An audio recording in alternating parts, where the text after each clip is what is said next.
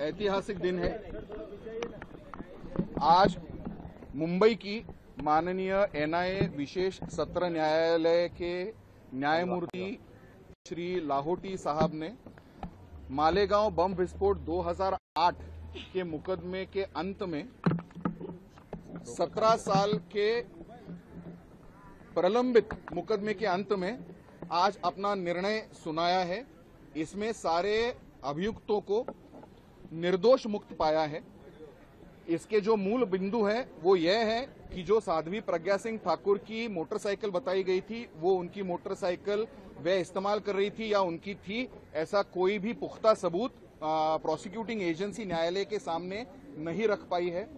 दूसरी बात, जो इंश्योर्ड सर्टिफिकेट्स बनाए गए थे वो फर्जी बनाए गए थे और वो फर्जी सर्टिफिकेट्स किसने और क्यों बनाए, इसके ऊपर मामले की जांच करने के लिए डीजी एटीएस को माननीय न्यायालय ने आदेशित किया है। उसी तरह से सुधाकर चतुर्वेदी जी के घर पर जो आरडीएक्स के झूठे और गलत पद्धति से ट्रेसेस प्लांट किए गए उसके ऊपर भी तफ्तीश होनी चाहिए। ये भी निर्देश और प्रोब करने के लिए डीजी एटीएस को निर्देशित किया है। तीसरी बात, इस पूरे मुकदमे में किसी भी प्रकार के पुख्ता सबूत माननीय न्यायालय के सामने ना ही एनआईए ना ही एटीएस साबित कर पाई या प्रोड्यूस कर पाई।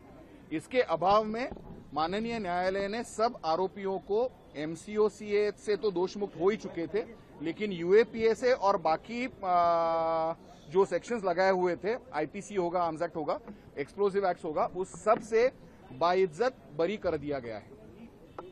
ज्या पद्धतीने हिंदू दहशतवादावरती जास्त भर दिला जात होता त्याला या एकूणच निकालातनं काय आपण हे एकदा कव्हर करून, this is a important point.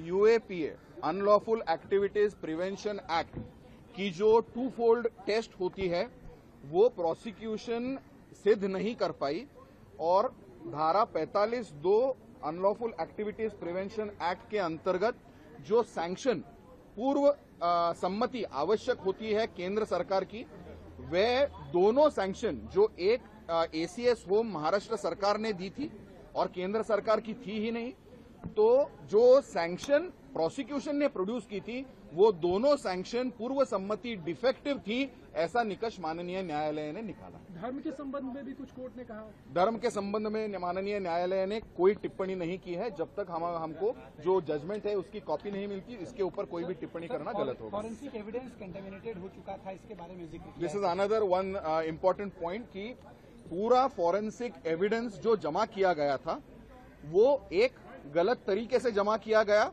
वो कंटेमिनेट हुआ था।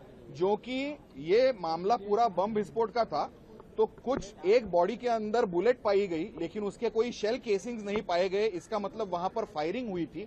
वो फायरिंग होने के बाद वहां पर एक 15 से 20 हजार लोगों की भीड़ हुई थी और वहां पर क्राइम सीन कंटेमिनेट हुआ था। इस कंटेमिनेशन के चलते जो सैंपल्स कलेक्शन हुआ था वो ठीक तरीके से ना होने के कारण फोरेंसिक एविडेंस जो सैंपल कलेक्शन किया था सीन ऑफ ऑफेंस से, उस पर भी माननीय न्यायालय ने कहा कि ये पुख्ता सबूत नहीं हो सकता।